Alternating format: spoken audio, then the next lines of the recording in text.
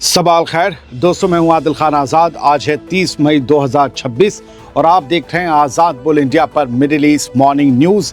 इस शो में आज आपको दिखाएंगे अमेरिका की समंदरी नाकेबंदी पूरी तरह फेल, ईरान ने चीन तक निकाल दिया तेल का नया रास्ता, ईरान से डील को लेकर डोनाल्ड ट्रंप के बयानों की खुली पोल, ईरान ने हकीकत खोल कर रख दी, ईरान का यूरेनियम जखीरा लेने के लिए एक नया मुल्क आया सामने, आईएए चीफ ने किया बड़ा खुलासा, सीज फायर के बावजूद पर्दे के पीछे से ईरान पर एक अरब मुल्क ने किए थे ताबड़तोड़ और बड़े हवाई हमले, अमेरिकी मीडिया के दावे से मिडिल ईस्ट में मची खलबली, और बेंजामिन नेतन्याहू पर सीज फायर समझौते की धज्जियां उड़ाने का लगा बड़ा इल्जाम, हमास ने दी सख्त वार्निंग। ज्यादातर हेडलाइंस में ईरान का जिक्र है।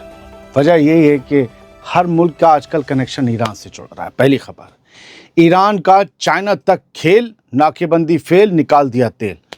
खबर को बढ़ाते हैं। अमेरिका के समुद्री घेराव के बावजूद ईरान ने अपना तेल और गैस चाइना और पाकिस्तान भेजने का नया रास्ता निकाल लिया है। ईरानी मीडिया के मुताबिक अमेरिका के समुद्री घेराव को करीब 50 दिन हो चुके हैं और इस दौरान चीन की तरफ जाने वाली रेलगाड़ियों की तादाद करीब 3 गुना बढ़ गई है। ये तस्वीरें रूस की आरटी न्यूज़ ने 29 मई की देर रात जारी की हैं। इन तस्वीरों में भी तेल और गैस से भरे लंबे लंबे टैंकर्स रात के अंधेरे में रेल की पटरियों पर लगातार आगे बढ़ते दिखाई दे रहे हैं। यानी दोस्तों, ईरान ये दिखाने की कोशिश कर रहा है कि समंदर में दबाव बढ़ने के बावजूद, नाकेबंदी के बावजूद उसका कारोबार पूरी तरह रुका नहीं है, उसका हौसला पस्त नहीं हुआ है, तेल जा रहा है। लेकिन एक हकीकत ये भी है कि रेल के रास्ते तेल भेजना ईरान के लिए एक सहारा तो बन सकता है, लेकिन ये समंदर के रास्ते होने वाली तेल की बड़ी तिजारत की जगह नहीं ले सकता। इसीलिए तो समंदर से तिजारत होती है, क्योंकि जितना तेल और गैस बड़े बड़े जहाज़ों के ज़रिए दुनिया भर में समंदर से जाता है, उतनी तादाद रेल के ज़रिए भेजना आसान नहीं है। यानी दोस्तों, ईरान ने दबाव से निपटने का एक रास्ता ज़रूर निकाल लिया है, लेकिन उसका सबसे बड़ा सहारा अब भी समंदर ही है। सच को सच की तरह कहना चाहिए, रास्ता बढ़िया है लेकिन पूरी तरह कारगर नहीं। तो यही वजह है कि होर्मुज़, गल्फ और समुद्री रास्तों पर जारी खींचतान आज भी ईरान और अमेरिका के बीच, तेहरान और वाशिंगटन के बीच सबसे बड़े मुकाबले का मरकज बनी हुई है।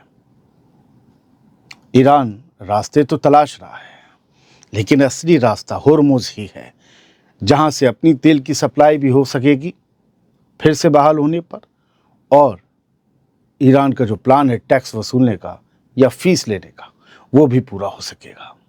बढ़ते आगे और बड़ी अहम खबरें आप सुन लीजिए।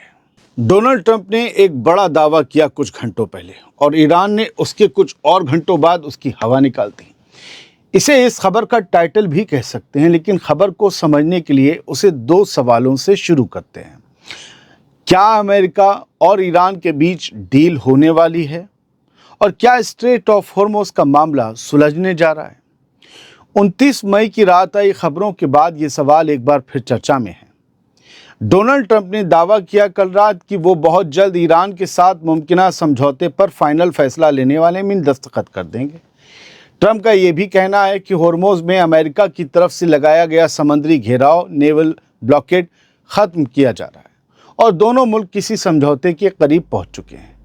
लेकिन दोस्तों, ट्रंप के इस दावे के कुछ ही घंटों बाद ईरान की तरफ से बिल्कुल अलग बात सामने आई।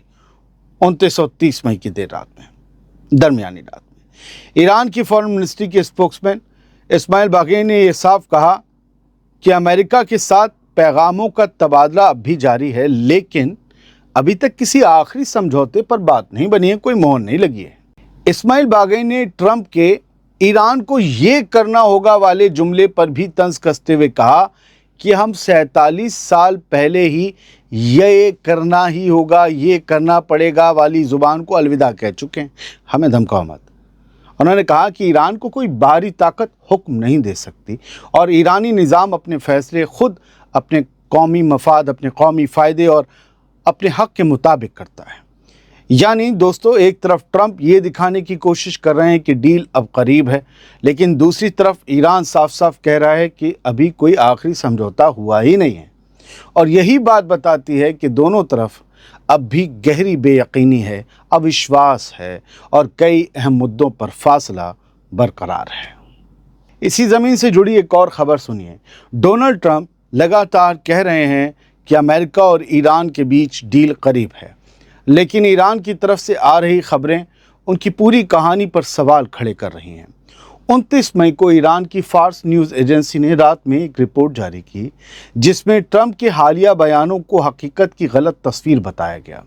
इस रिपोर्ट के मुताबिक ईरान की निगोशिएटिंग टीम जो बातचीत कर रही है, वो टीम के जो करीब मौजूद सोर्सेज हैं, उनका ये कहना है कि एक ड्राफ्ट अपने आखिरी मरहले में ज़रूर है।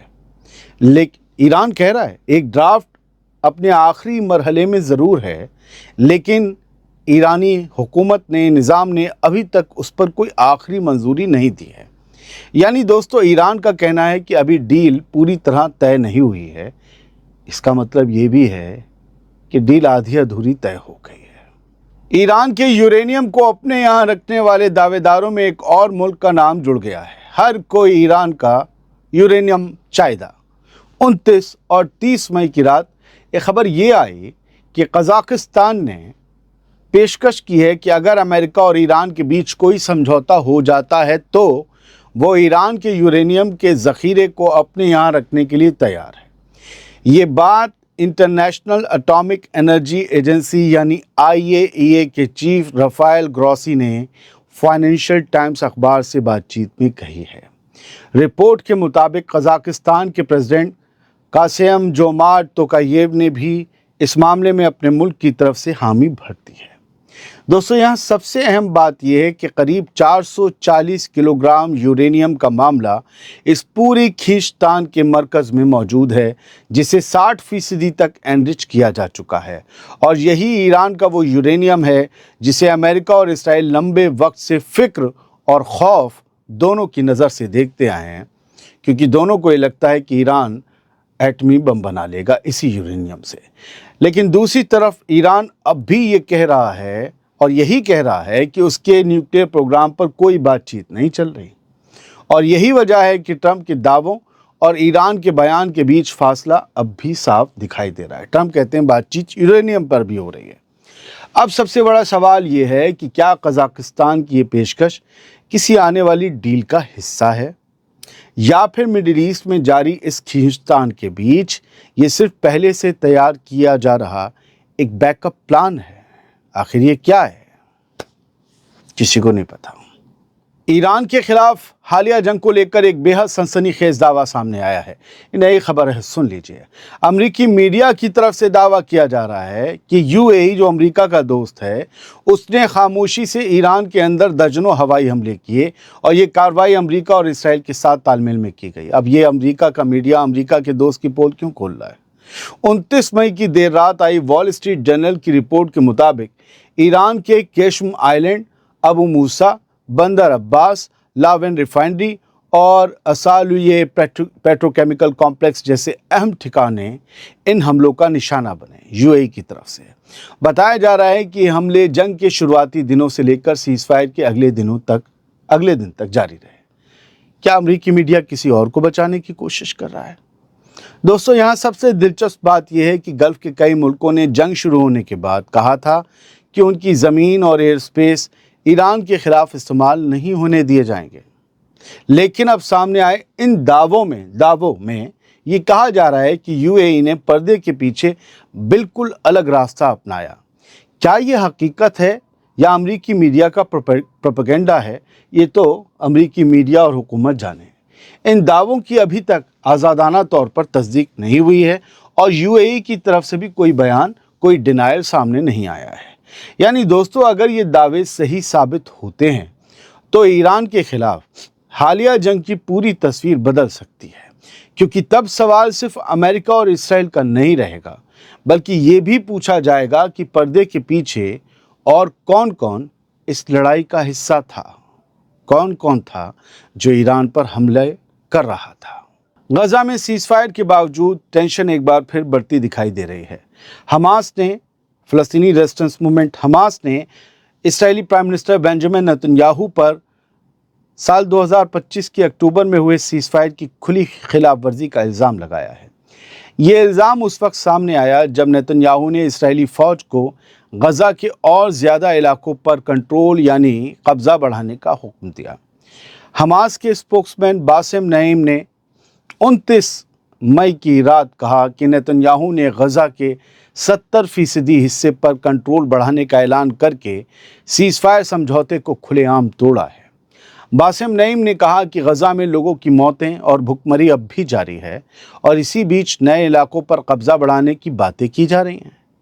दोस्तों, इससे पहले बेंजामिन नेतन्याहू खुद कह चुका है, हमने आपको बताया था कि नेतन्याहू कह चुका है कि इस्राएली फ़ौज गज़ा के करीब 60% हिस्से पर कंट्रोल रखती है और उसका अगला निशाना 70% तक पहुंचना है।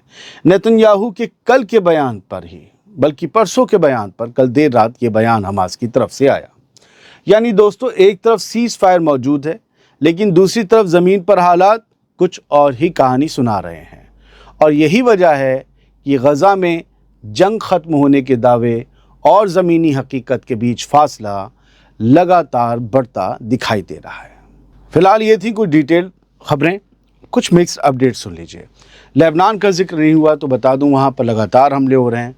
कोई मेजर अपडेट नहीं थी सिवाय इसके कि तबाही का पैमाना बढ़ता जा रहा है और वहाँ पर लोगों की जान भी कल शाम से रात तक हुए हमलों में गई है। बहुत से लोग मारे गए हैं, बहुत जगह तबाही मची है। बेरूत के बाहरी हिस्सों में भी हमले किए गए हैं। उधर गज़ा में भुखमरी, प्यास ये भी कम लेवल पर ही सही जारी है, क्योंकि लोगों तक अब तक मदद की जो रसाई है वो उस तरह से नहीं है जैसे जंग से पहले थी। लिहाजा मदद पर चलने वाला, हमेशा से मदद पर चलने वाला गज़ा अभी पूरी तरह से न खा पा रहा है न पी पा रहा है। इसके अलावा फ़लस्तीन का जो दूसरा हिस्सा है वेस्ट बैंक, वहाँ पर भी इस्राएली फ़ौज के जुल्म बदस्तूर जारी हैं। चाहे इब्राहिमी मस्जिद की हमने ख़बर आपको पिछले वीडियो में बताई कि उसे बिल्कुल बंद कर दिया है। इसके अलावा फ़लस्तीनियों को हर रोज़ उठाया जा रहा है। इसमें ख़ातून भी होती हैं, इसमें बच्चे भी होते हैं। और इसराइली जो इंतहा पसंद सेटलर्स हैं, उनके तो क्या कहने हैं, हर रोज़ वो फ़लस्तीनियों के बागात को, ज़मीनों को, खेतों को उजाड़ते हैं। सूडान में जो सिविल वॉर चल रही है उसमें भी कोई बहुत बड़ी तब्दीली नहीं आई है। आरएसएफ और सूडानी आर्म्ड फोर्सेस के बीच जो क्लैशेस हैं वो लगातार बढ़ते चले जा रहे हैं और वहाँ पर आम लोगों को अब भी निशाना बनाने का सिलसिला बदस्तूर जारी है। सऊदी अरब से हाजियों का लौटना शुरू हो चुका है। कुछ लोग प्राइवेट टूर्स के ज़रिए जो गए वो वापस लौट रहे हैं। कुछ लोग जो आखिर में बिल्कुल हज करने गए थे उनके 15-20 दिन के प्लान हैं। ये सारी वो चीज़ें हैं, ये वो डेवलपमेंट्स हैं जो इस वक्त मिडिल ईस्ट में देखने को मिल रहे हैं। फिलहाल इतना ही। बहुत बहुत शुक्रिया। सलामत रहिए, खुश रहिए।